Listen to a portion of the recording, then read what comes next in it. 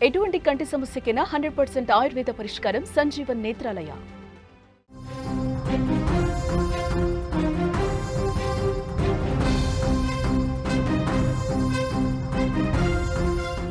జమ్మూ కాశ్మీర్లోని కుల్గాం జిల్లాలో ఎన్కౌంటర్.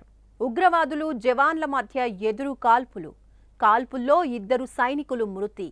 ఉగ్రవాదుల ఏరివేతే లక్ష్యంగా ఆపరేషన్ అఖల్. ఆపరేషన్లో వీరమరణం పొందిన ప్రీత్పాల్ సింగ్, హర్మిందర్ సింగ్. జమ్మూ కాశ్మీర్లోని కుల్గాంలో భద్రతా దళాలు ఉగ్రవాదుల మధ్య ఎన్కౌంటర్ 9వ రోజు కూడా కొనసాగుతోంది. ఈ ఎన్కౌంటర్లో 2 ఆర్మీ సైనికులు అమరులయ్యారు. నిన్న రాత్రి ఉగ్రవాదులు భద్రతా సిబ్బంది మధ్య జరిగిన కాల్పుల్లో 4 భద్రతా సిబ్బంది గాయపడ్డారని, విధి నిర్వహణలో 2 భద్రతా సిబ్బంది అమరులయ్యారని అధికారులు తెలిపారు. గత 10 ఏళ్లలో జరిగిన అతి పొడవైన ఉగ్రవాద వ్యతిరేక ఆపరేషన్లలో ఇది ఒకటి అని వారు తెలిపారు. కుల్గాంలో అఖల్ ఆపరేషన్ ప్రారంభమైనప్పటి నుంచి ఇప్పటి వరకు 11 మంది భద్రతా సిబ్బంది గాయపడ్డారని అధికారులు తెలిపారు. భారత సైన్యంలోని చినార్ కార్ప్ తన సోషల్ మీడియా ఖాతాలో కుల్గాం ఆపరేషన్లో అమరులైన సైనికుల గురించి సమాచారం అందించింది.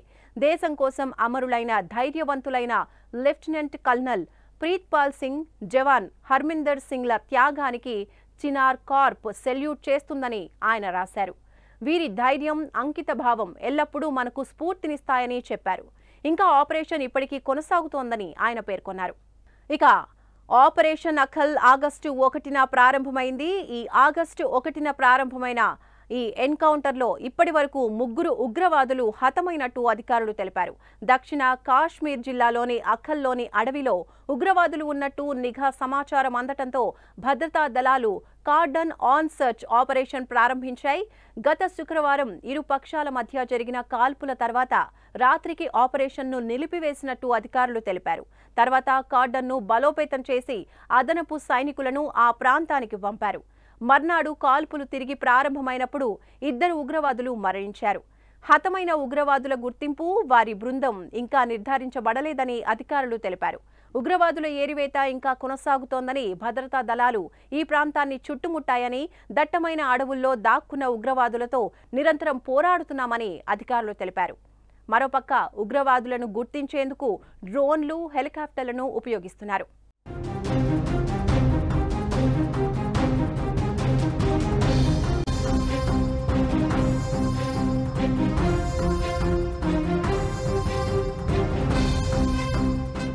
జమ్మూ కాశ్మీర్లోని కుల్గాంలో భద్రతా దళాలు ఉగ్రవాదుల మధ్య ఎన్కౌంటర్ 9వ రోజు కూడా కొనసాగుతూ ఉంది. ఈ ఎన్కౌంటర్లో భాగంగా 2 ఆర్మీ సైనికులు అమరులైనట్టుగా తెలుస్తోంది. నిన్న రాత్రి ఉగ్రవాదులు భద్రతా సిబ్బంది మధ్య జరిగినటువంటి కాల్పుల్లో 4 భద్రతా సిబ్బంది గాయపడ్డారని, ఇక విధి నిర్వహణలో 2 భద్రతా సిబ్బంది అమరులయ్యారని అధికారులు తెలియజేస్తున్నారు.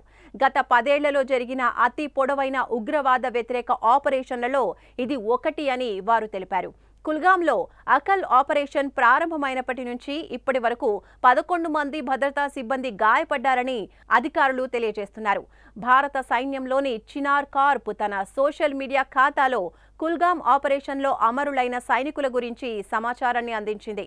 దేశం కోసం అమరులైన ధైర్యవంతులైన లెఫ్టినెంట్ కల్నల్ ప్రీత్పాల్ సింగ్, అలాగే జవాన్ హర్మిందర్ సింగ్ త్యాగానికి చినార్ కార్ప్ సెల్యూట్ చేస్తోందని ఆయన తెలిపారు. వీరి ధైర్యం, అంకిత భావం ఎల్లప్పుడూ మనకు స్ఫూర్తినిస్తాయని ఆయన తెలిపారు. ఇంకా ఆపరేషన్ ఇప్పటికీ కొనసాగుతోందని ఆయన పేర్కొన్నారు.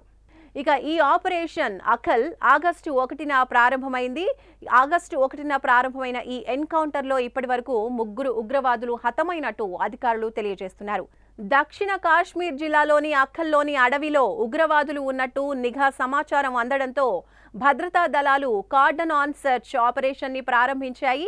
ఇక గత శుక్రవారం ఇరు పక్షాల మధ్య జరిగిన కాల్పుల తర్వాత రాత్రికి ఆపరేషన్ను నిలిపివేస్తున్నట్టు అధికారులు తెలియజేశారు. ఆ తర్వాత కార్డన్ను బలోపేతం చేసి అదనపు సైనికులను ఆ ప్రాంతానికి పంపారు. అలా మర్నాడు కాల్పులు తిరిగి ప్రారంభమైనప్పుడు ఆ క్రమంలో 2 ఉగ్రవాదులు మరణించినట్టు తెలిపారు. హతమైన ఉగ్రవాదుల గుర్తింపు, వారి బృందం ఇంకా నిర్ధారించబడలేదని అధికారులు తెలియజేస్తున్నారు. ఉగ్రవాదుల ఏరివేత ఇంకా కొనసాగుతోందని అంటున్నారు.